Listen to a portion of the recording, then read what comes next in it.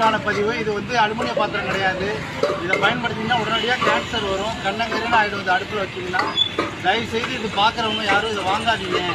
இது வந்து அலுமினியம் கிடையாது, இது வந்து கோட்டையர் பண்ணது தான். அதனால இது யாரும் பயன்படுத்தாதீங்க, வாங்காதீங்க. அடுப்பில் வச்சுக்கோங்க. அடுப்பில் ஒரு 10 நிமிஷத்துலாம் பார்த்தீங்கன்னா கருப்பாக்கும். இதனால் என்ன வரும், கேன்சர் வரும். இந்த பதிவை வந்து நான் நேற்று 2 நாளைக்கு